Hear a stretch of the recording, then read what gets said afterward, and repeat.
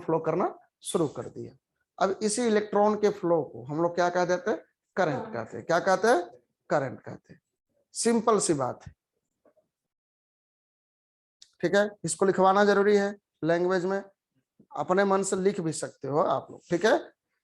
तो देखो यहाँ पर देखो क्या होगा, ये सब नोट किए, ये सब नोट करो अभी और अपने मन से लिखो, लिख के दिखाओ तो पवन। हाँ, तुम ज्यादा सही बताए हो इन तीनों लोगों से, ठीक है। हाँ, और आयुष तुम समझता कुछ है, बोलता कुछ है, क्यों नहीं बोलने आया? जाओगे शादी करने, बेबी बोलेगी कि कुछ बोलो, आई लव यू बोलो, है तो तुम बोल दोगे आई आई आई आई हेट यू, मार के भाग जाएगी, है? पवन का देखा टेंशन नहीं है, बजरंग दल ज्वाइन कर चुका है। तुम्हारा नाम क्या है बाबू? तुम्हारा नाम हम भूल गए। नीरज, चलो बहुत बढ़िया। नीरज समझ में आ रहा है ना पूरा? तो कोई पूछे करंट क्या होता है तो क्या कहोगे? हाँ, कहोगे कि flow of total number of charge flow from any particular cross sectional area. किसी भी एक पार्टिकुलर क्रॉस सेक्शनल एरिया से जितना चार्ज हमारा फ्लो करता है, पास करता है जिस रेट से, उसी को क्या कहते हैं? करंट कहते हैं। क्या कहते हैं? करंट कहते हैं।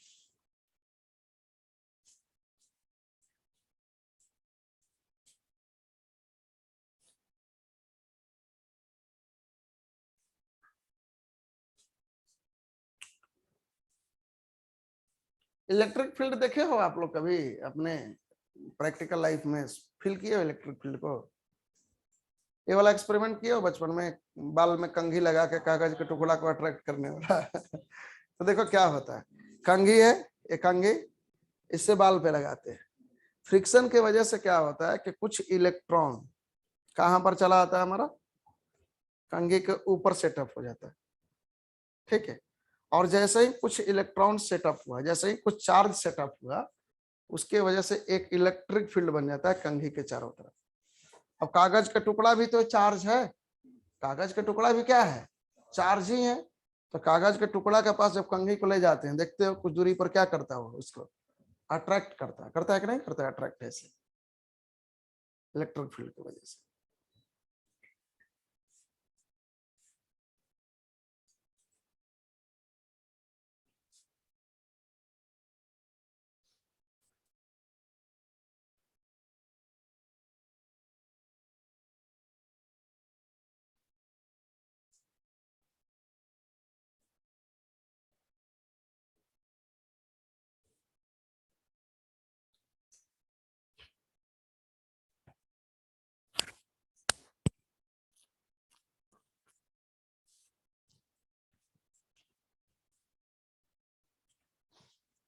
कल का क्लास हम लोग का बहुत इंपॉर्टेंट होगा, कल से क्लास छोड़ने के भूल नहीं करना।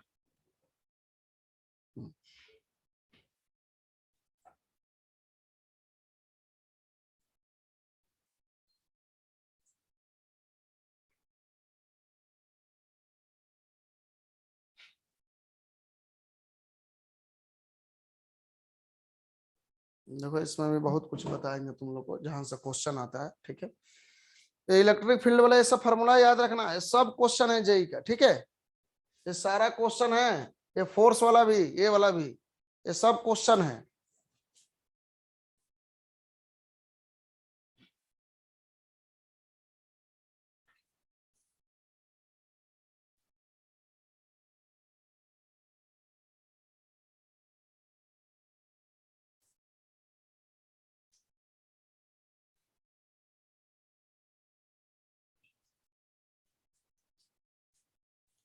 एसी का पानी ऐसे ही छोड़ दिया गया है इसको, लवारिस, ये अपने आप टप टप टप टप गिरते रहता है।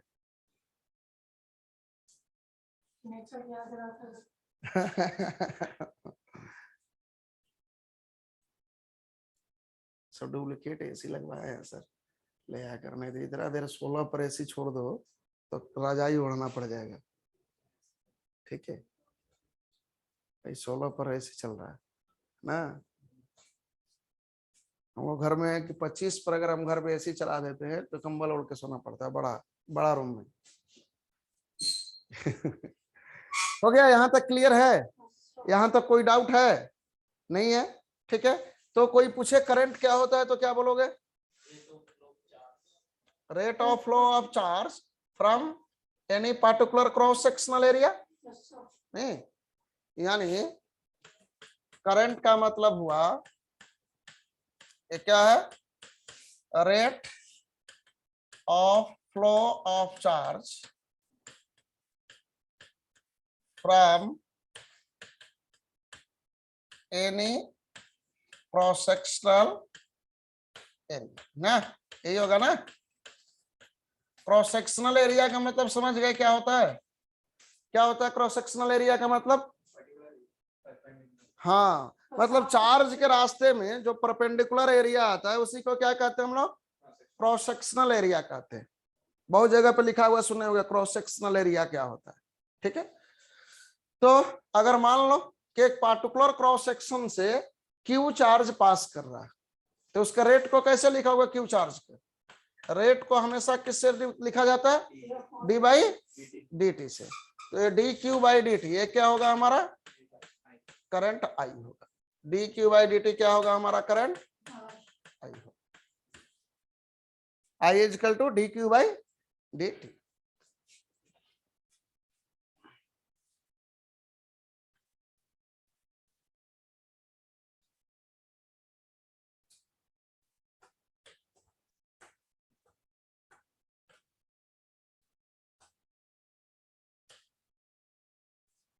आई is equal to D Q by D T. ये फॉर्मूला तो जानते होगे आप लोग, I is equal to D Q by D T. अब देखो ध्यान दो, यहां पर ध्यान दो।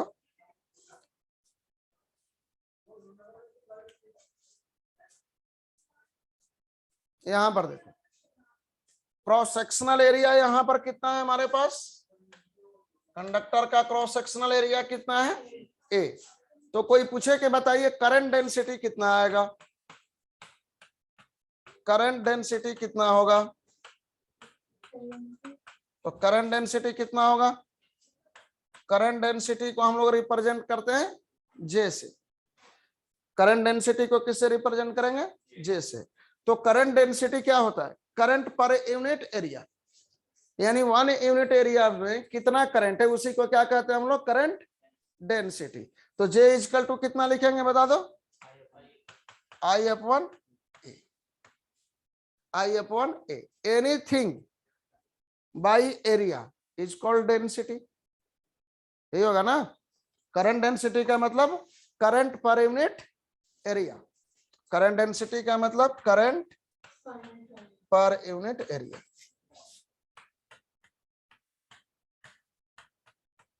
एक यूनिट एरिया में कितना करंट होगा उसी को करंट डेंसिटी कहेंगे।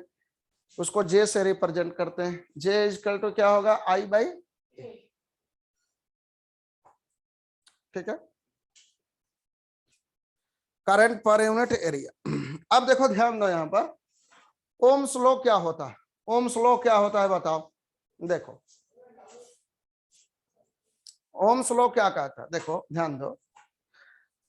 अगर हम लोग इलेक्ट्रिक फील्ड को बढ़ा दे, इलेक्ट्रिक फील्ड अगर ज्यादा कर दिया जाए, इलेक्ट्रिक फील्ड ज्यादा होगा तो ज्यादा चार्ज क्रॉस करेगा इस एरिया को। इलेक्ट्रिक फील्ड ज्यादा होगा तो हमारा क्या होगा? इलेक्ट्रिक फील्ड ज्यादा होगा तो फोर्स ज्यादा लगेगा इलेक्ट्रॉन पर। जब फोर्स ज्यादा लगेगा इलेक्ट्रॉन पर तो ज्यादा रेट से इलेक्ट्रॉन फ्लो करेगा, नहीं, यानी ज्यादा करंट होगा, यानी ज्यादा करंट डेंसिटी होगा। ठीक है, तो इसी चीज को ओम्स लॉ कहते हैं। ओम्स लॉ क्या कहता है? देखो ओम्स लॉ हमारा कहता है कि current density in conductor according to Ohm's law, according to Ohm's law, Ohm's law के अकॉर्डिंग ये जो करंट डेंसिटी होगा कंडक्टर का, ये डायरेक्टली प्रोपोर्शनल किसके होता? इलेक्ट्रिक फील्ड के होता है। क्या होता है? इलेक्ट्रिक फील्ड के होता है। यानी जितना ज्यादा इलेक्ट्रिक फील्ड होगा उतना ही क्या होगा हमारा? करंट डेंसिटी होगा। बात समझ में आया? ठीक है, यानी जे डायरेक्टली प्रोपोर्शनल क्या होगा हमारा, ई। इसी को क्या कहते हैं हम लोग, इसी लॉ को क्या कहेंगे, ओम्स लॉ। क्या कहेंगे इसको, ओम्स लॉ कहेंगे। इसी को हम लोग कहते हैं ओम्स लॉ।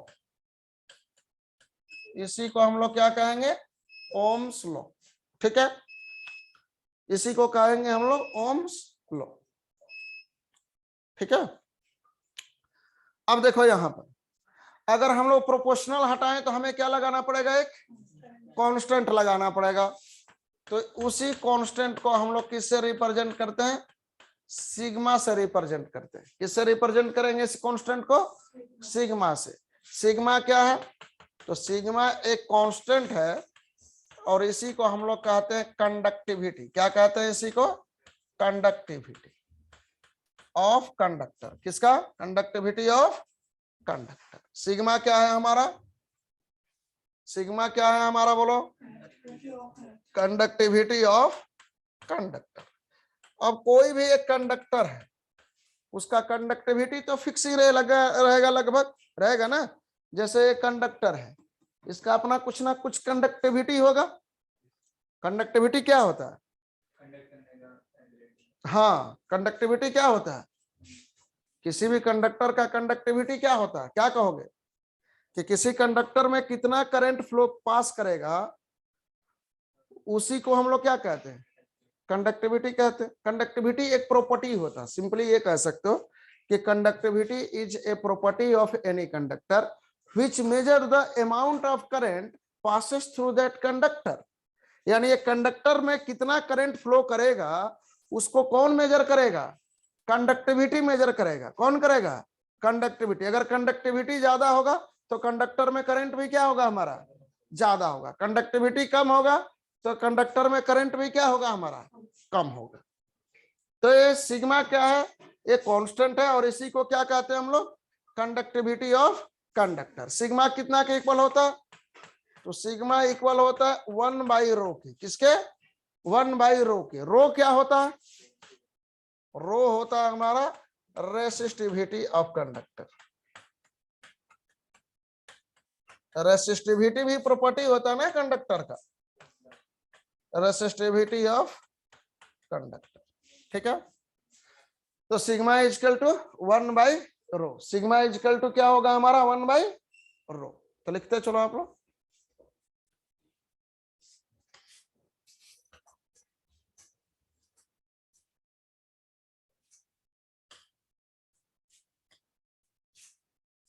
तो देख लो यहां पर देखो, जे इजकल टू कितना मिला हम लोगों को, जे इजकल टू कितना मिला, सिग्मा इंटू ई।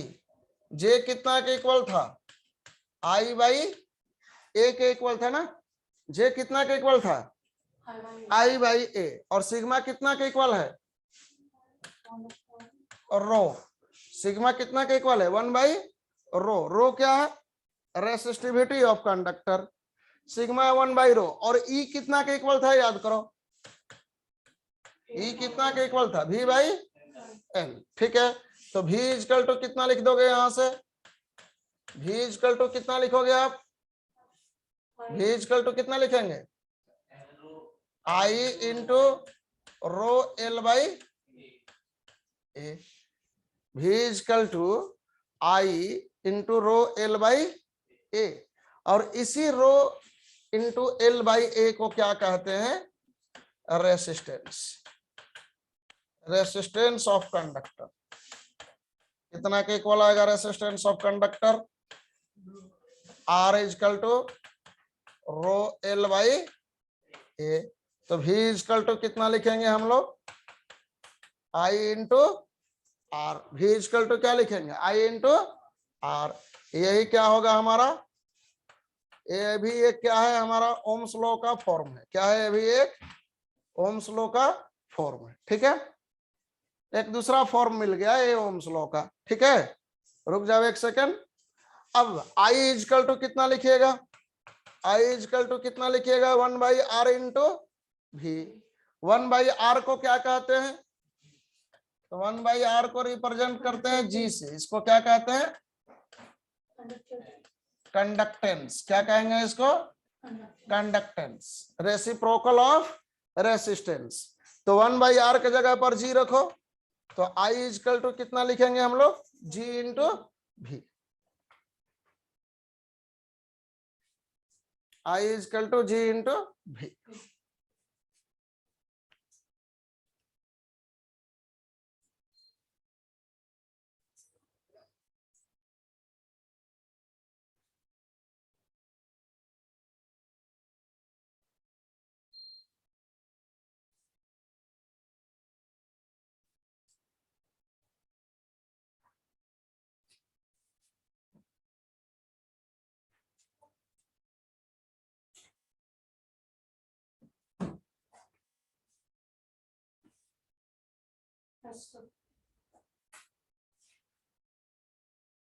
पूरा समझ में आया अच्छे से? कोई डाउट है इसमें?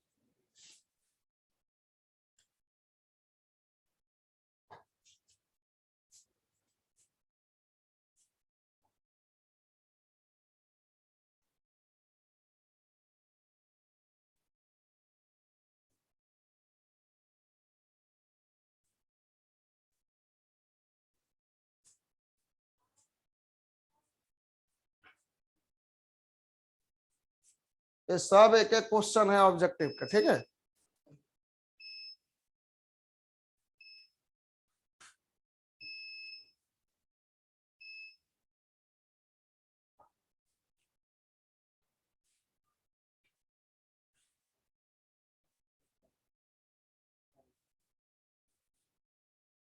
क्या हुआ पवन? आज ट्रांसफार्मर का क्वेश्चन करवाएंगे तुम लोगों से, ठीक है? लेकर आए हैं हम लोग।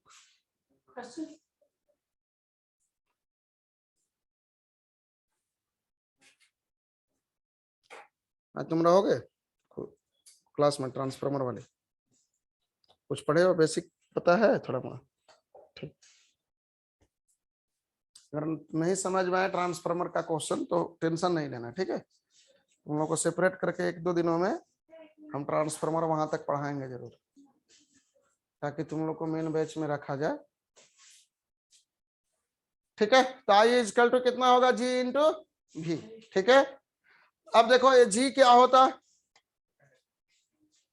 देखो, और ओम्स लॉ एप्लीकेबल तभी होगा जब R क्या होगा हमारा? कांस्टेंट होगा। अगर R वेरिएबल है तो ओम्स लॉ एप्लीकेबल नहीं होगा। तो ओम्स लॉ एप्लीकेबल तभी होगा जब R क्या होगा?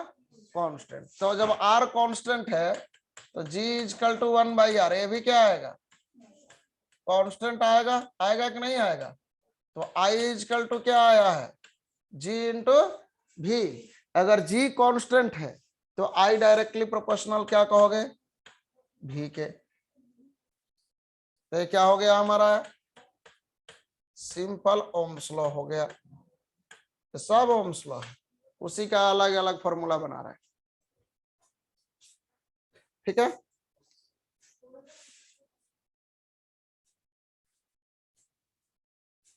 तो अगर I और V के बीच में हम लोग ग्राफ बनाए तो ग्राफ कैसा बनना चाहिए?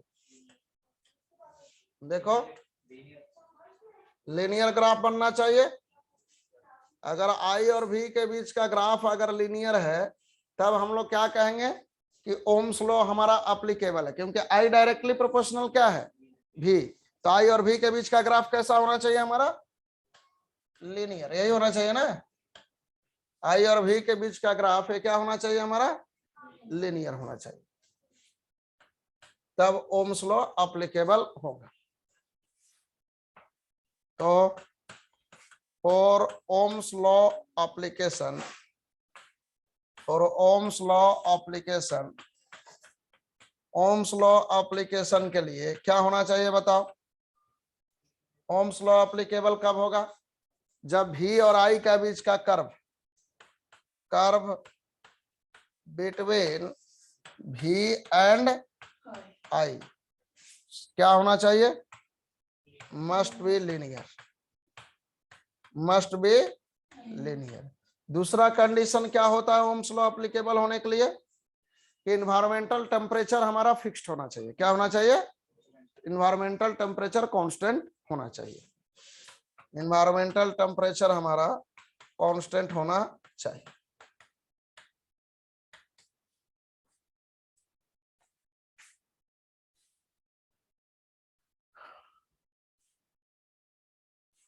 क्योंकि अगर टेम्परेचर चेंज होगा तो रेसिस्टेंस क्या होगा? कंडक्टर का चेंज होगा कि नहीं होगा? होगा। अगर टेम्परेचर चेंज किया जाए तो कंडक्टर का रेसिस्टेंस क्या होगा? चेंज होगा। इसका प्रैक्टिकल कहीं एप्लीकेशन देखे हो? इसका प्रैक्टिकल देखना एप्लीकेशन रेलवे ट्रैक। देखियो रेलवे ट्रैक, रेलवे ट्रैक के बीच बीच में कहीं कहीं पे इतना गैप होता है कि नहीं होता है? क्यों होता है? हाँ, गर्मियों के दिनों में क्या होगा? गर्मियों के दिनों में जो लेंथ होता है कंडक्टर का, वो गर्मी से टेम्परेचर बढ़ने से थोड़ा बढ़ जाता है। तो अगर गैप नहीं छोड़ोगे रेलवे ट्रैक के बीच में तो टेढ़ा हो जाएगा ट्रैक। ठीक है, तो टेम्परेचर बढ़ाने से कंडक्टर का लेंथ चेंज होगा। लेंथ चेंज होगा तो रेसिस्टेंस क्या होगा? हमारा चेंज होगा। और जब रेसिस्टेंस चेंज हो गया तो फिर ओम्स लॉ एप्लीकेबल नहीं होगा। इसलिए हम लोग क्या कहते हैं? ओम्स लॉ के लिए क्या होना चाहिए? टेम्परेचर हमारा कांस्टेंट होना चाहिए। टेम्परेचर कांस्टेंट होगा तभी रेसिस्टेंस हमारा कांस्टेंट होगा।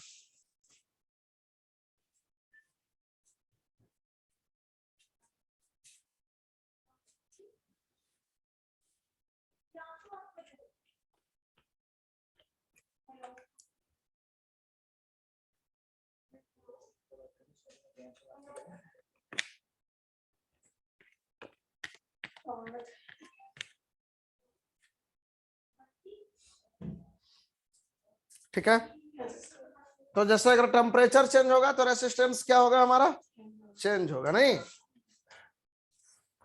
तो इफ टेम्परेचर चेंज, ऐसे लिख लेना, इफ टेम्परेचर चेंज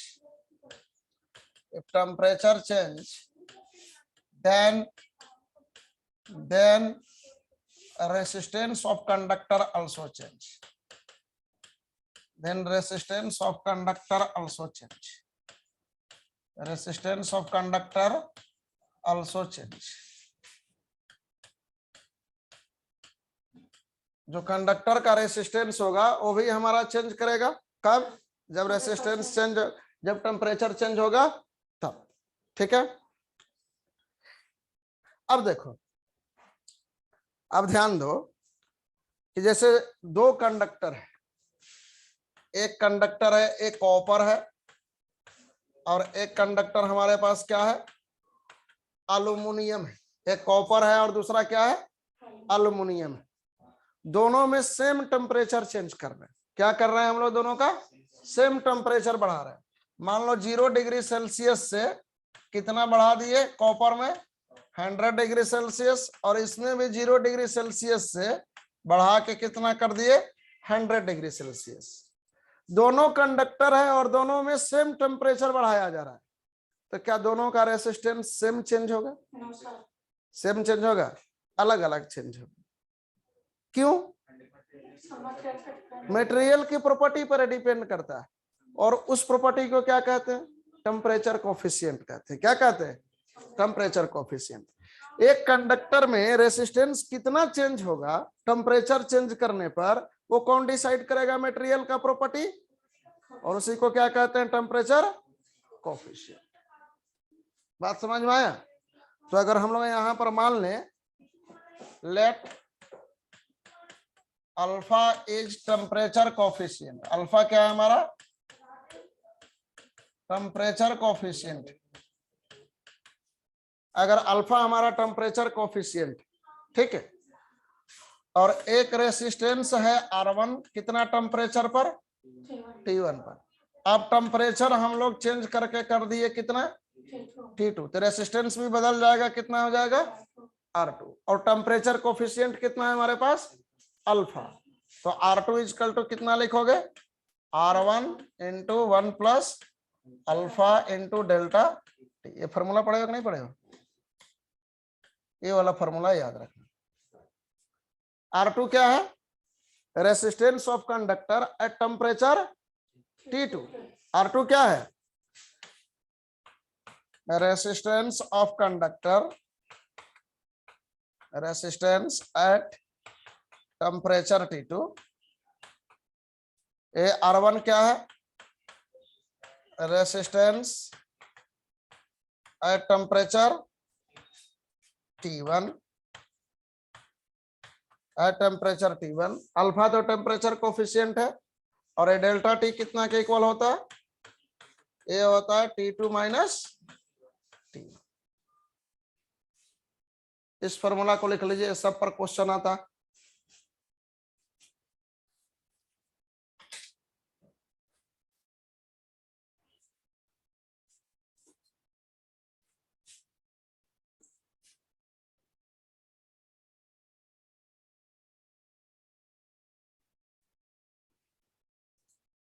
तो चलो आओ आप लोग 15-20 मिनट का ब्रेक ले लेते हैं, ठीक है? और चाय वाय तुम लोग भी पी लो, हम भी पी लेते हैं। एकदम 15 से 20 मिनट में 20 मिनट तक चलेगा, 20 मिनट 40 तक चलेगा। तुम भी चल जाओ, चाय वाय पी लेना, ठीक है? और फिर आओ तो क्वेश्चन बनाते हैं।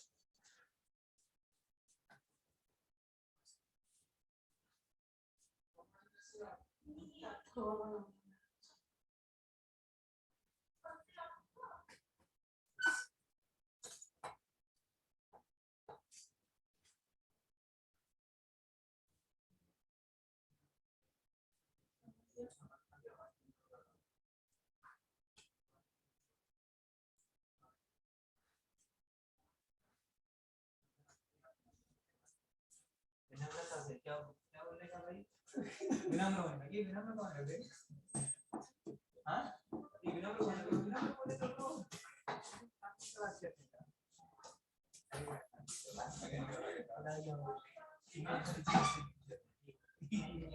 विनम्रता से बात करेंगे।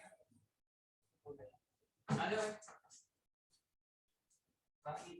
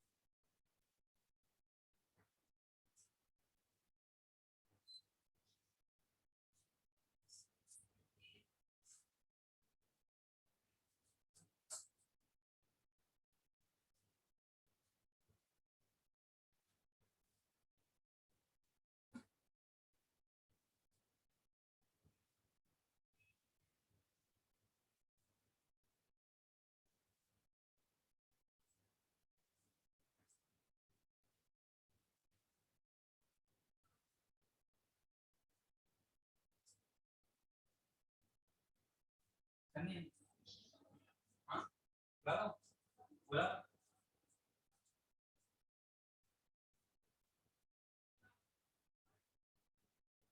ऐसा कुछ नहीं किया है मैंने, ये कुछ नहीं किया है। हाँ?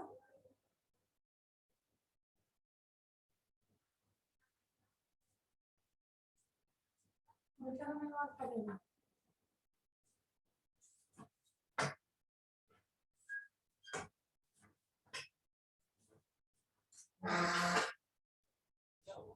अच्छा मेरा नहीं आ रहा है। मेरा मेरी बहस हो रही है।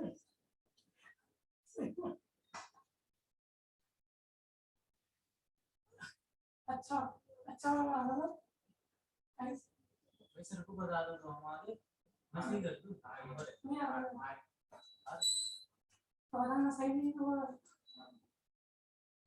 मुझे भी बोल रहा है मैं काम बोला। पोजीशन होनी चाहिए ना बात की। हाँ अभी तो कुछ अच्छा होता है। क्यों पोजीशन एकदम बेस्ट होना चाहिए। ओके चलो ज्यादा क्वेश्चन बनेंगे सर भी ज्यादा क्वेश्चन बताएंगे ज्यादा क्वेश्चन इनको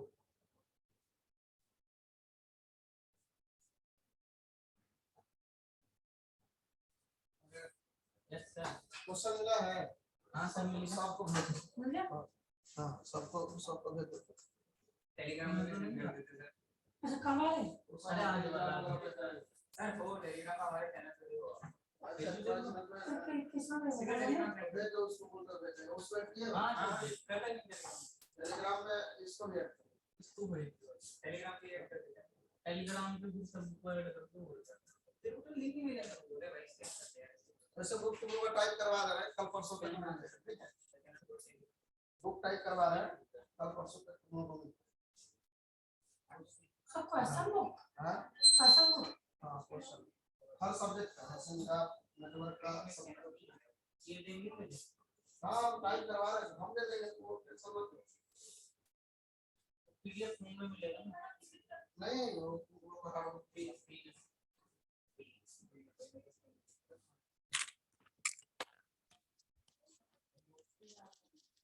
नोट्स मेरे पास अपना क्या करोगे दूसरे के नोट्स से कभी नहीं पढ़ना चाहिए। एक तो समझ नहीं आएगा दूसरा हर कोई अपने तरीके से लिखता है ठीक है। तो जो हम वो सब लेना नहीं चुपचाप जो क्लास में पढ़ो उसका प्रॉपर नोट्स पढ़ो ठीक है हर एक सब्जेक्ट का।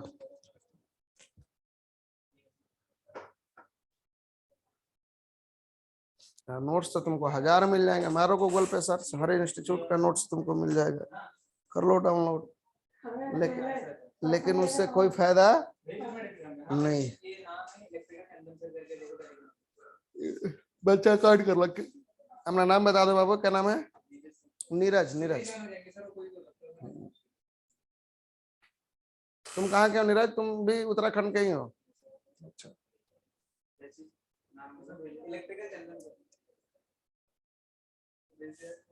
मेरा नंबर सेव की होगा तब ना मेरा नंबर सेव किया हो तुम देखो तो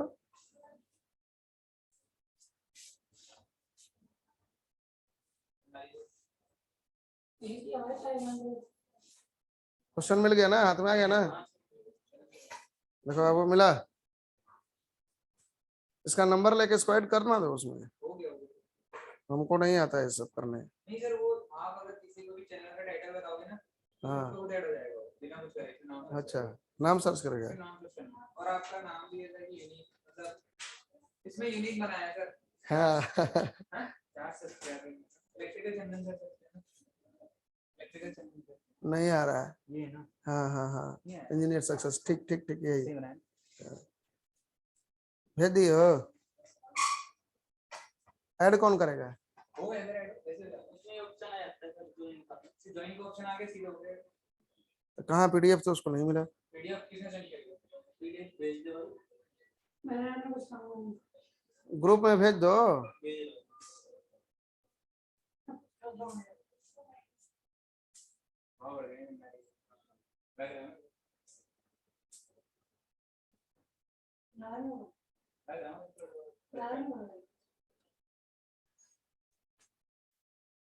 देखो अभी मैं क्या किया, तुम लोग को 20 मिनट का ब्रेक देके अभी मैं फोटो खींच खींच के पीडीएफ बनाया। मिला?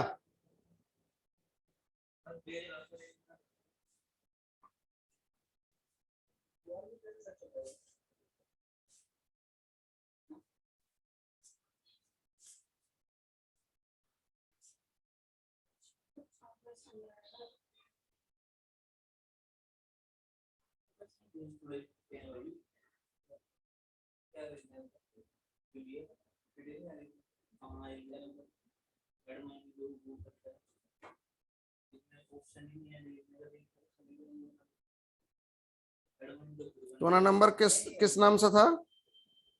किस नंबर नंबर का पहला बोलो क्या था? 969695। अच्छा 9675।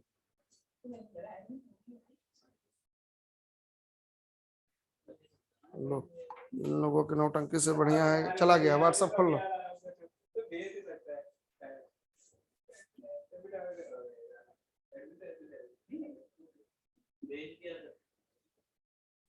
चलो क्वेश्चन नंबर 2 देखो, लिखा हुआ है ना?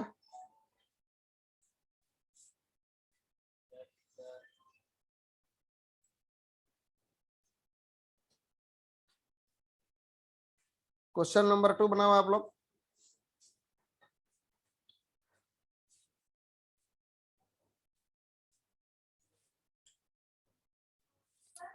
हाँ देखो यहाँ पर तुम्हारे लिए मैं थोड़ा सा शॉर्ट में एकदम बता दे रहा हूँ, 2 लाइन में। कोई भी क्वेश्चन लॉस का बनाने से पहले देखना कि V बाई एफ कॉन्स्टेंट है क्या। अगर V बाई एफ कॉन्स्टेंट है, ठीक है, तो hysteresis loss directly proportional frequency और eddy current loss directly proportional to frequency का स्क्वायर, ठीक है। अगर V बाई एफ तुम्हारा वेरिएबल है, क्या है? वेरिएबल है, तब क्या कहोगे? तब आप कहोगे कि तब hysteresis loss inversely proportional to frequency और eddy current loss directly proportional to voltage का स्क्वायर इंडिपेंडेंट होता है फ्रीक्वेंसी से, ठीक है। इसके आगे पीछे बहुत सारे कॉन्सेप्ट है, मैं शॉर्ट में क्वेश्चन बनाने के लिए ये तुमको बता दिया। इसको लिख लो तुम, ताकि तुमको कुछ तो समझ में आए।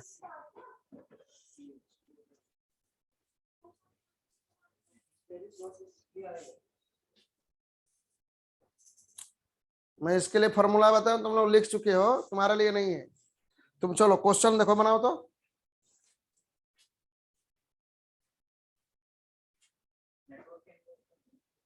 बनाओ। तुम कॉपी नया खरीदे नहीं हो अलग अलग?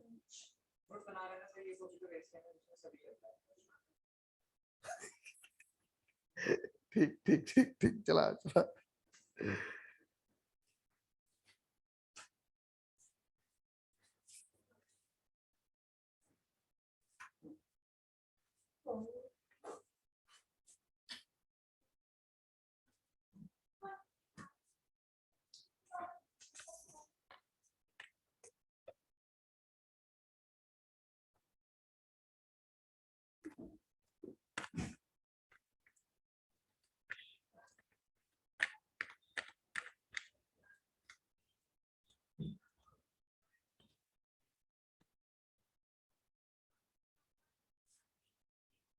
ठीक है, लिख लिया ये?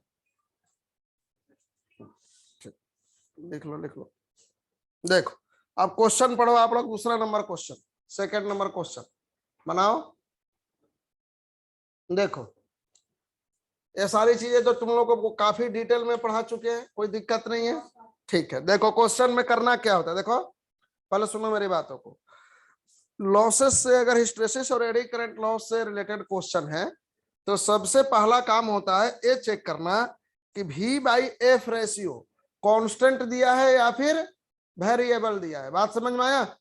ठीक है, तो इधर देखो, मेरे तरफ देखो, तो कैसे चेक करेंगे कि V by F ratio constant है या वेरिएबल है? यहाँ पर देखो क्या गिवन है, कंडीशन क्या है कि एक बार ट्रांसफार्मर में वोल्टेज हम लोग कितना दे रहे हैं? 420 220 वोल्ट, इसको V1 मान लो, ठीक है। और फ्रीक्वेंसी कितना है हमारे पास? 50 हर्ट्ज। इतना वोल्टेज और इतना फ्रीक्वेंसी पर हमारा एडी करंट लॉस कितना दिया है? तो इसको 1 से रिप्रेजेंट करो पहले कंडीशन को, 50 वाट, ठीक है, इस तरह से। अब दूसरा कंडीशन क्या कह रहा? किसी ट्रांसफार्मर में अब वोल्टेज को चेंज कर दिए, वोल्टेज क्या कर दिए? चेंज। कितना वोल्टेज दे रहे हैं हम? बोलो। 330 वोल्ट। अब वोल्टेज दे रहे हैं 330 वोल्ट और फ्रीक्वेंसी कितना हम लोग कर दिए? 40। फ्रीक्वेंसी वही है, 50 हर्ट्ज है ना, फ्रीक्वेंसी वही है 50 हर्ट्ज। तब पूछ रहा है कि एडी करंट लॉस क्या होगा, इस पर P2 क्या होगा, ठीक है। तो इसको देख के बताओ, V/F रेशियो वेरिएबल है या कांस्टेंट है? वेरिएबल है। देखो कैसे निकालेंगे, देखो सबसे पहले यहां से निकालो V1/F1। V1/F1 कितना आएगा? 220/50, ठीक है। इस सेकंड वाले कंडीशन से आप निकालो V2/F2 कितना आएगा? 330/50, ठीक है। अब देखो क्या यहाँ पर V1/F1 इक्वल है V2/F2 के? नहीं है। तो जब इक्वल नहीं है तो क्या कहेंगे कि V/F क्या है हमारा? वेरिएबल है। क्या है? वेरिएबल। अगर इक्वल होता है यहाँ पर V/F इक्वल होता तो क्या कहते हैं कि कांस्टेंट है। क्या है? कांस्टेंट। तो यहाँ पर V/F क्या है हमारा? वेरिएबल है। तो ऐसे लिख लेंगे कि V1/F1 not equal to V2/F2, ठीक है। यानी V/F रेशियो क्या है हमारा? वेरिएबल है। और जब V/F रेशियो वेरिएबल है तो एडी करंट लॉस क्या होता है? इंडिपेंडेंट टू फ्रीक्वेंसी और डायरेक्टली प्रोपोर्शनल टू वोल्टेज का स्क्वायर। यानी V/F रेशियो वेरिएबल है तो eddy current loss directly proportional to voltage का स्क्वायर, ठीक है। अब यहां पर हमें निकालना है P2। P2/P1 कितना के इक्वल लिख सकते हैं? V2/V1 का स्क्वायर लिख सकते हैं कि नहीं लिख सकते हैं? यहां से बोलो। ऐसे ही लिख सकते हैं ना, P2/P1 इक्वल टू V2/V1 का स्क्वायर। तो आ जाएगा बस। P2 कितना आ गया? V2 कितना है? 330। V1 कितना है? 220 का स्क्वायर इंटू PE1। PE1 कितना है हमारे पास? 50। देख लो कितना आराम से। बात समझ में आया कैसे क्वेश्चन बनाएंगे? इस केस में जब V/F वेरिएबल होता है तो एडी करंट लॉस इंडिपेंडेंट होता है फ्रीक्वेंसी से, डायरेक्टली प्रोपोर्शनल टू वोल्टेज का स्क्वायर। ऐसे लिख लीजिए। क्वेश्चन आसान था कि मुश्किल था? सिंपल, ठीक है। तो सिंपल क्वेश्चन ही होता मशीन का। ये सब IAS का क्वेश्चन है और यही सब क्वेश्चन JEE में रिपीट होते रहता है।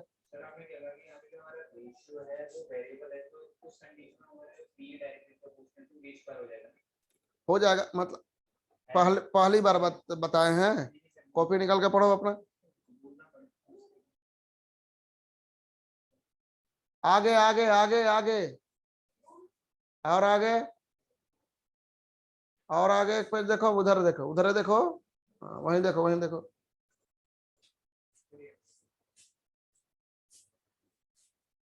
कितना आ जाएगा? 112 पॉइंट।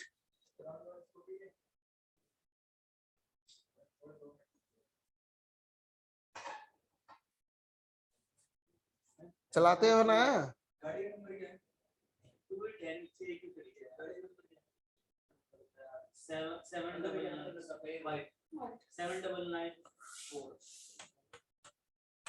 एक कितना आ जाएगा? 112.5 वाट, ठीक है।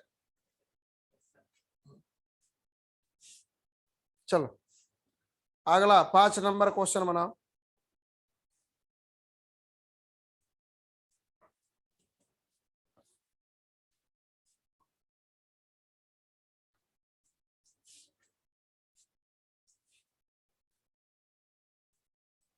पांच नंबर क्वेश्चन।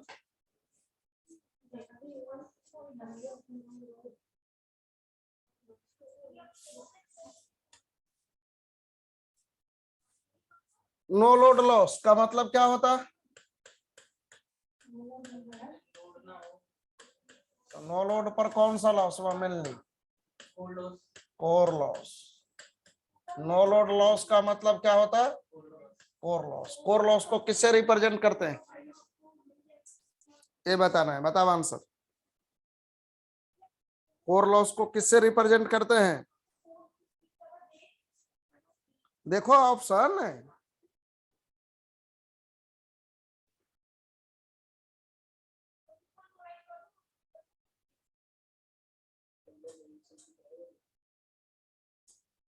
किससे रिप्रेजेंट करते हैं कोर लॉस को?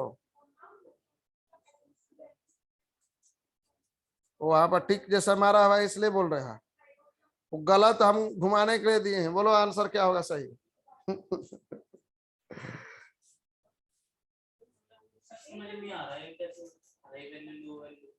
मार खाओगे, ऑप्शन क्यों नहीं समझ में आ रहा? कोर लॉस को किससे रिप्रेजेंट करते हैं? आरसी से। और आरसी पैरेलल में कनेक्ट होता है कि सीरीज में होता है? पैरेलल में होता है ना जी, यही ना शंट ब्रांच होता है। क्या दिमाग है तुम लोग का? यानी तुम लोग पढ़ते नहीं हो, जाके घर पर एकदम देखते भी नहीं हो।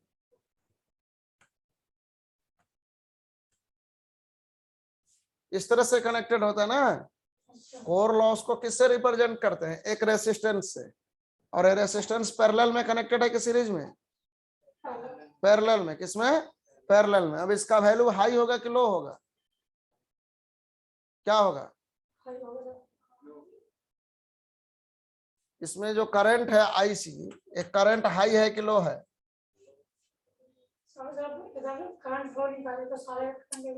आईसी क्या है, हाई है कि लो है? आईसी क्या है? आईसी क्या होता है? कम होता है कि ज्यादा होता है? कम होता है। तो जब आईसी कम होगा तो रेसिस्टेंस क्या होगा? बात समझ में आया? जैसे इधर वाला रेसिस्टेंस देखो, हमेशा इससे कंपेयर किया जाता है। जैसे वाइंडिंग का रेसिस्टेंस है, ये है R1, ये वाइंडिंग में करंट I1, ठीक है? ये I1 और IC में कोई पूछे कम कौन होगा?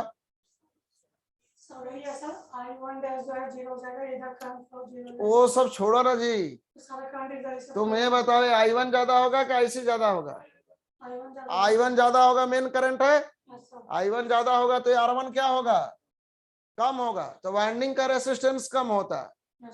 ये कोर लॉस वाला जो करंट है आईसी, ये बहुत कम होता है। जब आईसी बहुत कम होगा तो रेसिस्टेंस क्या होगा? ज्यादा होगा।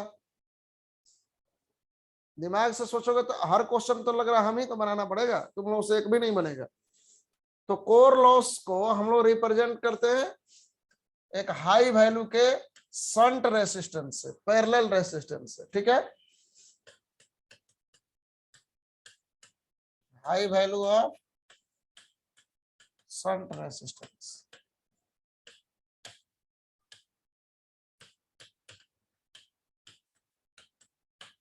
ठीक है? आगे next.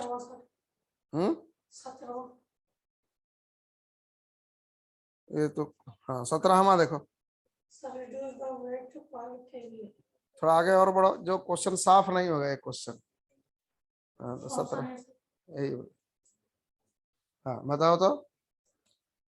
The use of higher flux density in the transformer design. Higher flux density का यूज हम लोग क्यों करते हैं ट्रांसफार्मर के डिजाइन में? हायर फ्लक्स डेंसिटी का यूज क्यों करते हैं? क्या करने के लिए? हाँ क्यों? कैसे? कैसे? एक क्वेश्चन का आंसर याद रखियो तुम। हायर फ्लक्स डेंसिटी का यूज क्यों करते हैं ट्रांसफार्मर के डिजाइन में? देखो क्या होता है, जैसे हम लोग क्या जानते हैं कि फ्लक्स डेंसिटी,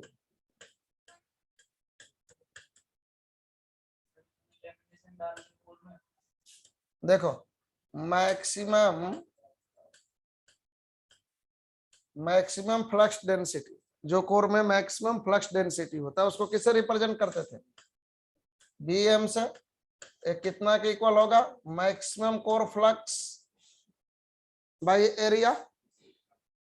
तो maximum core flux by area, तो फाई एम किसके इक्वल होगा, BM इंटू एरिया। ठीक है, इंड्यूस्ड ईएमएफ बताओ, 4.44 F of N phi M, यही होता है ना इंड्यूस्ड ईएमएफ ट्रांसफार्मर में। फाई एम कितना के इक्वल आएगा, BM इंटू ए। ठीक है, तो यहां पर ए किसके इक्वल आएगा, E by 4.44 F of N into BM, यही आएगा ना एरिया। यानी अगर एरिया और BM में रिलेशन पूछा जाए तो क्या होगा,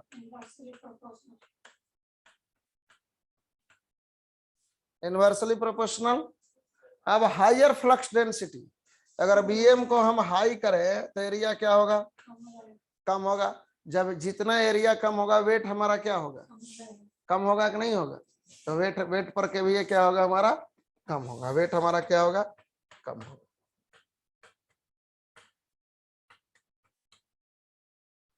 तो हायर फ्लक्स डेंसिटी का यूज करते हैं ताकि जो वेट पर केवीए है वो हमारा क्या हो जाए, रिड्यूस हो जाए। क्या हो जाए, रिड्यूस हो जाए। तो ऑप्शन कौन सा सही होगा।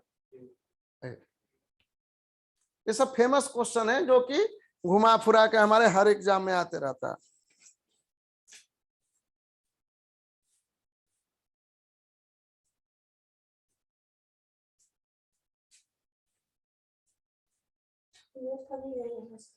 खटिएट बनाओ, बनाओ, बिना बनाए कैसे बता दिए, बनाओ। आंसर याद करते हो क्या तुम घर पे बैठ के जी, बनाओ 38 बढ़ाओ।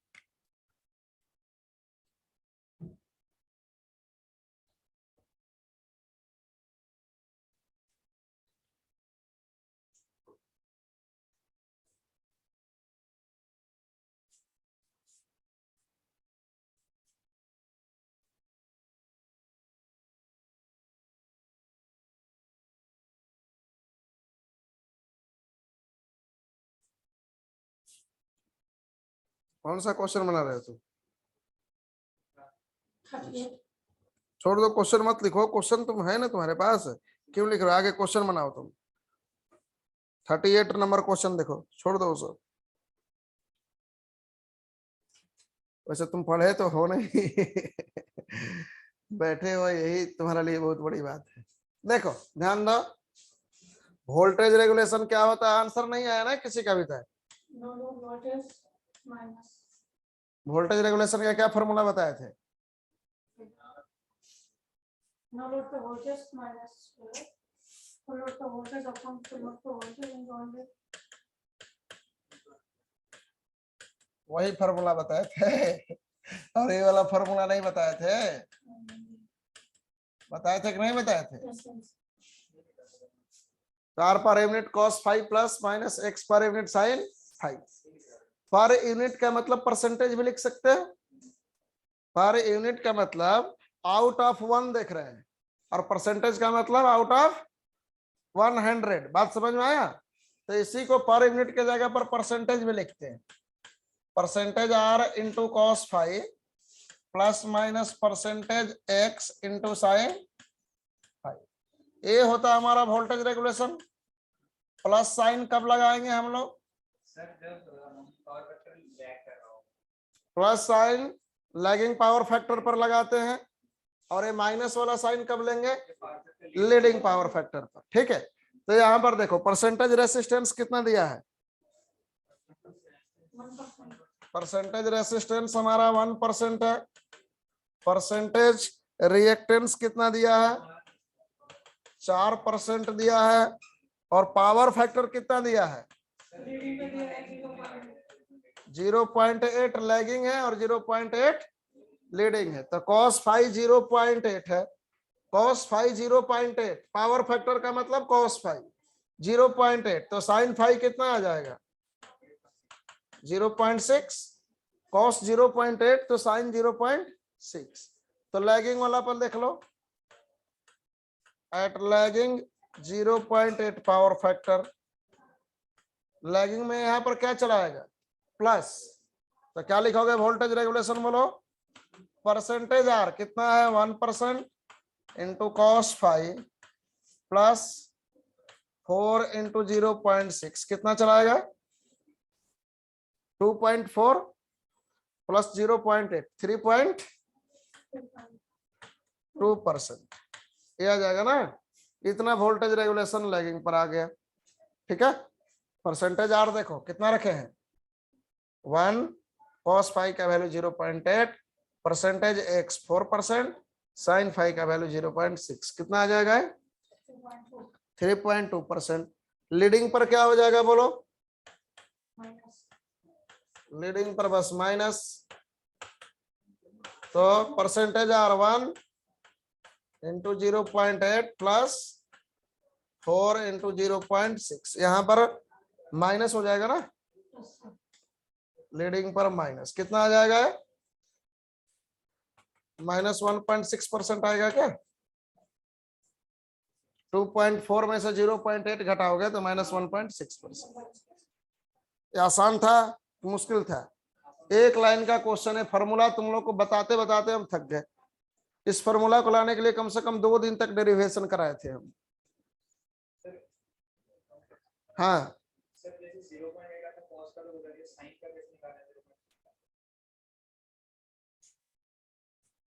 ये नहीं बताएंगे हम। देखो क्या होता है, साइन थीटा कितना हो जाएगा?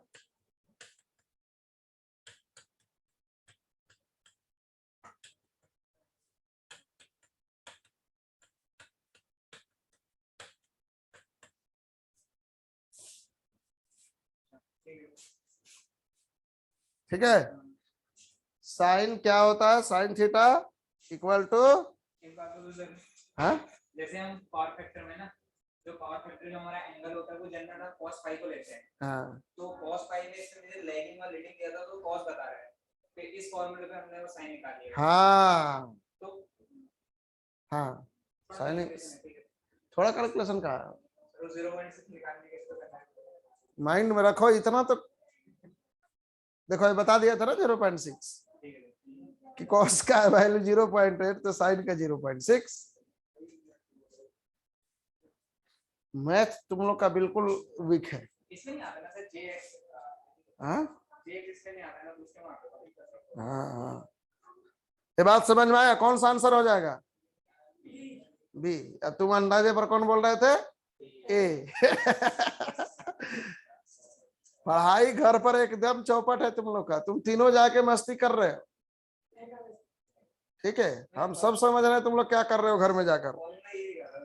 चलो ये बनाओ, 39 बनाओ तो 39। हाँ कैसे?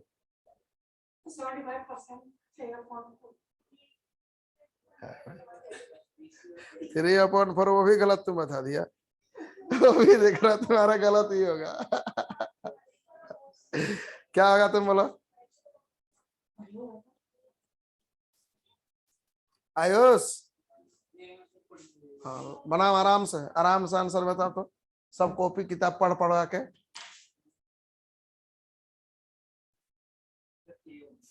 ये होगा ना 9 में? देखा गलत हो गया ना तुम्हारा? हाँ। आगे बढ़ा, आगे देखो। देखो तुमसे अगर कुछ बन पाए तो।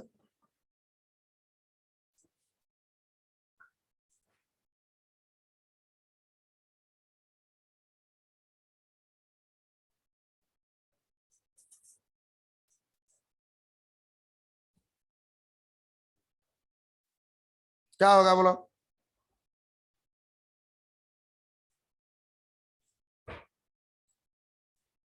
हाँ सर, एक से दो ना ब्रेक दे देना उसके बाद आप इंटरव्यू में बैठ जाना। सर। ये पहन के आए। ब्लेजर लगा लेना मेरा, एक ब्लेजर है तो ब्लू कलर का ब्लेजर डाल देना, फिर आप ही लेना। और फिर दो ढाई बजे से बच्चों को फिक्स क्लास करवाना अपने हिसाब से। ठीक, चलो बोलो जल्दी, क्या होगा आंसर? कह रहा P1 P2 be the iron and copper losses of transformer at full load.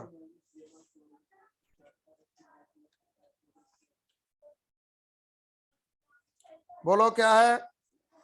P1 क्या है? हमारा कोर लॉस है। P1 क्या है? देखो यहां पर P1 क्या है हमारा? P1 है कोर लॉस, यानी पीसी। ठीक है, यानी पीसी। P2 क्या है हमारे पास?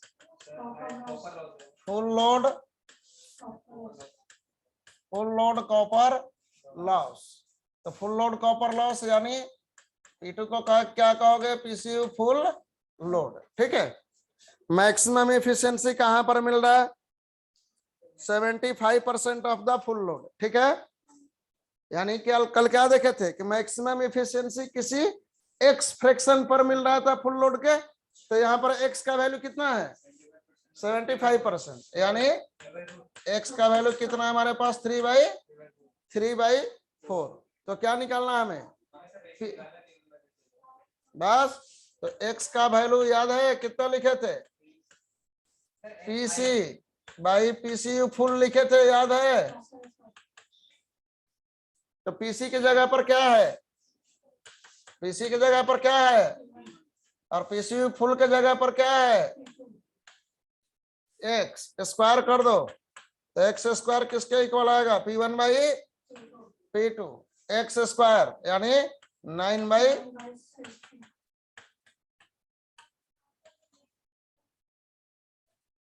देखो तो बना नहीं था ना तुम लोगों से?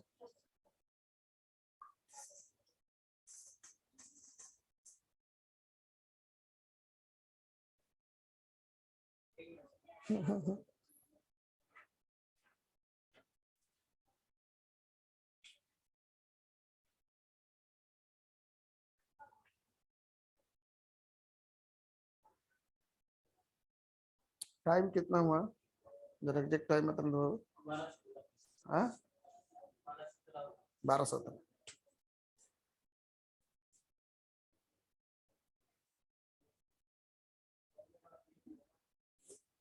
आप कौन सा क्वेश्चन है? 241। चलो जी 41 बताओ जी।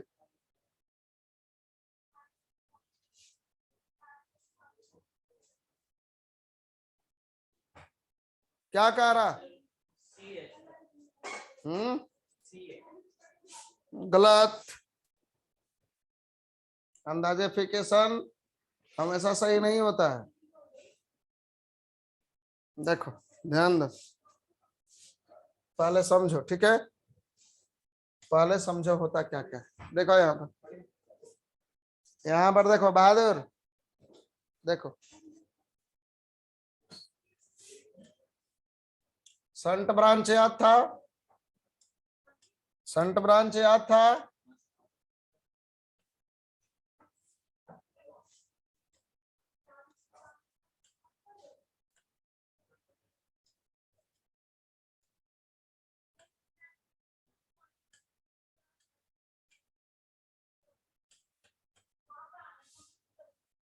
यही होता है ना संट ब्रांच। कितना वोल्टेज होता है इधर जी? वोल्टेज कितना होता है यहाँ पर? इसके अक्रॉस कितना वोल्टेज? E1। और उसी को कितना के इक्वल मान सकते हैं हम लोग? V1। ठीक है, यहाँ पर कितना करंट ऐसे, ये पूरा वोल्टेज E1, तो यहाँ पर भी कितना वोल्टेज E1, ये पैरेलल में कनेक्टेड है, यहाँ पर भी कितना वोल्टेज, और इसमें कितना करंट IM। केवल मैग्नीट्यूड बताओ, IC कितना के इक्वल आएगा E1 बाई RC, और E1 को कितना के इक्वल लिख सकते हैं nearly V1 by RC। V1 supply voltage है, क्या है सप्लाई वोल्टेज। IM क्या है, IM कितना के इक्वल E1 बाई XM, केवल मैग्नीट्यूड, या फिर इसी को क्या लिख सकते हैं V1 बाई XM।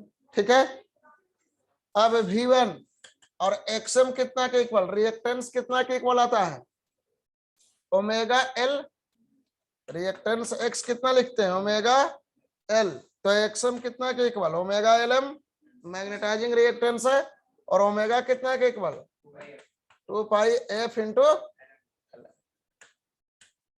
तो यहां पर बताओ LM तो इंडक्टेंस है तो कांस्टेंट होता है, तो IM किसके ऊपर डिपेंड करेगा, ऊपर में किसके ऊपर वोल्टेज, और नीचे में किसके ऊपर, तो याद रहेगा क्या कि IM हमेशा डायरेक्टली प्रोपोर्शनल होता है V बाई F के, किसके V बाई F के। Magnetising current always directly proportional to supply voltage by frequency, V by F के डायरेक्टली प्रोपोर्शनल होता है हमेशा। यहाँ पर V बाई F क्या है कांस्टेंट है, V बाई F कांस्टेंट है, तो IM क्या होगा constant. V by F fix है लेकिन V फिक्स नहीं है, हाँ V बाई F कांस्टेंट कल बताए थे, हाँ रेशियो कांस्टेंट है, V कांस्टेंट नहीं है, V भी चेंज हो रहा है और फ्रीक्वेंसी भी चेंज हो रहा है।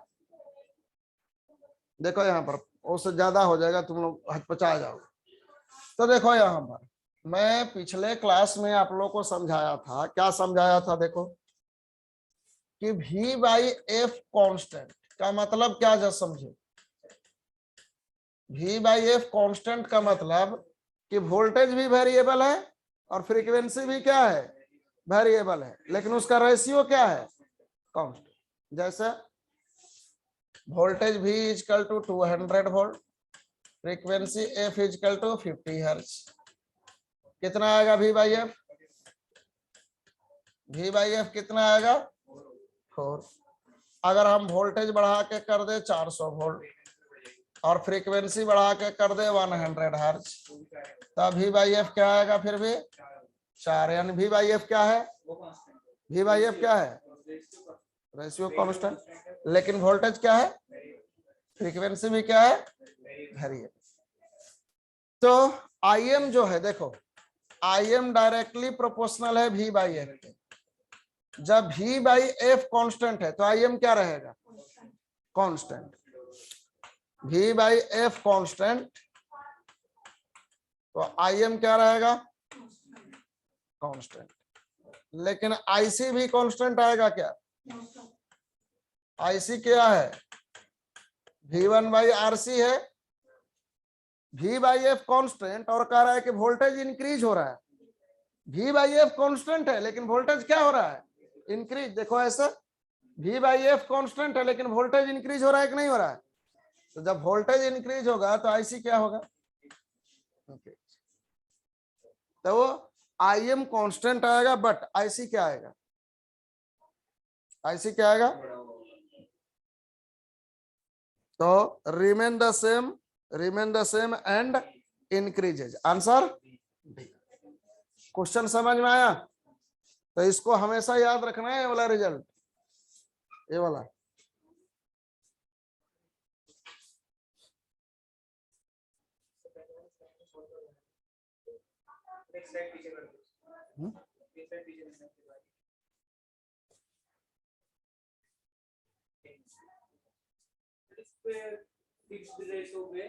कोई दो चीज वो भी तो होती है ना सेम, कौन सी होती है अब तुम झूठ सच मत पढ़, देख सुनो देखो इसको, होता तो बहुत कुछ है लेकिन अभी क्वेश्चन जो है उसी को देखेंगे, नहीं तो कंफ्यूज हो जाओगे। चलो